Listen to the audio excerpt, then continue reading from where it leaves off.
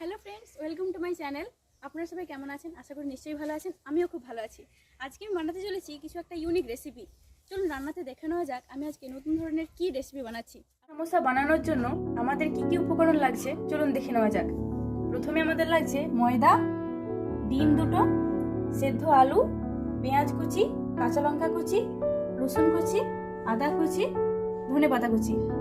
এদিকে লাগছে নুন, হলদি গুঁড়ো, ম্যাগি মশলা, কালো জিরে, জিরে ধনে গুঁড়ো, গোলমরিচ। এই ময়দাটাকে মাখিয়ে নেব। প্রথমে লাগছে ময়দা পরিমাণ মতো,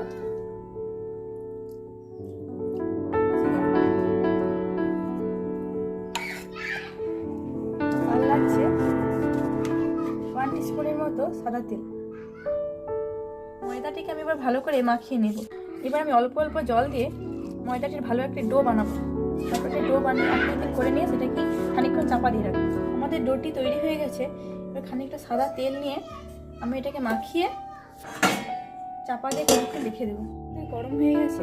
আমি প্যানের মধ্যে দিচ্ছি 1 টিস্পুনের মতো সরষের তেল।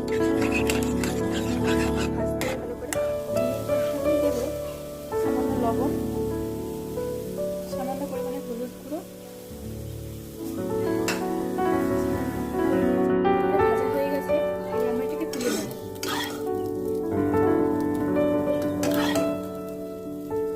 প্যানের মধ্যেই আবার খানিকটা সরষের তেল দিয়ে দেবো। তেল আমাদের গরম হয়ে গেছে। ওর উপরে আমি দিচ্ছি কাঁচা লঙ্কা কুচি। কাঁচা লঙ্কা কুচিটাকে হালকা করে ভাজবো।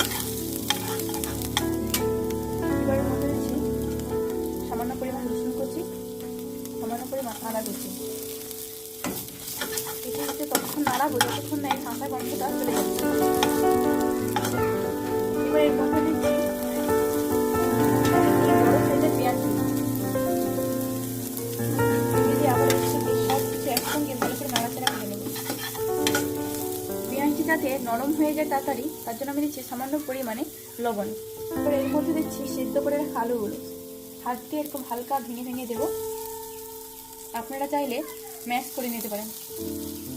সঙ্গে ভালো করে ভেঙে ভেঙে নেব।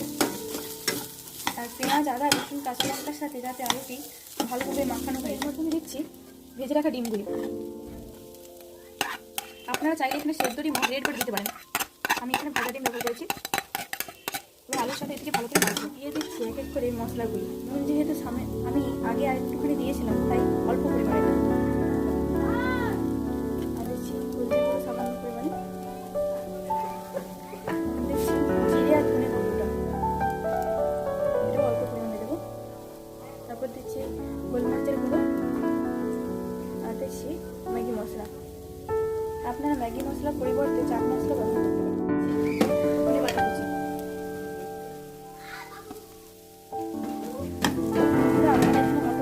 করতে পারেন। আমার কুর্তি রেডি হয়ে গেছে। এবার আমি এটাকে খানিকক্ষণ ঠান্ডা হওয়ার জন্য রেখে দেবো। ময়দাটি আমাদের একদম রেডি। দেখুন বন্ধুরা কত সুন্দর নরম হয়েছে, দেখতে পাচ্ছেন। এটিকে আমি আর একটু ভালো করে মাখবো। বেশি বড় বড় করবো না বন্ধুরা। এই দেখুন এরকম সাইজে আমি সবগুলো লেচি কেটে নেব। আমি ডিমের যে পুরটি বানিয়েছিলাম সেটাকে এতে দিয়ে আর একটু দেবো বন্ধুরা। এবার আমি এটাকে দু সাইড বলে নেব। আপনারা যে কেউ যেরকম আকৃতি দিতে পারেন, আমি এরকম করছি।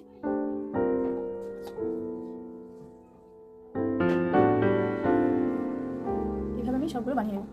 আমাদের এগ সামোসাগুলো রেডি হয়ে গেছে। এবার আমরা ফ্রাই করব। দেখুন বন্ধুরা কত সুন্দর ফুলছে। এরকমভাবে লাল লাল করে ভাজতে হবে, তাহলে মুচমুচে হবে।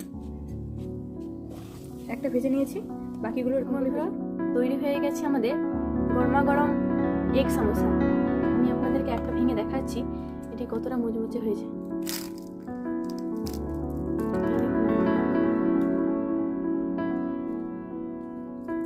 নিশ্চয়ই আপনারা বাড়িতে এইভাবে ট্রাই করবেন, নিশ্চয়ই আপনাদের ভালো লাগবে।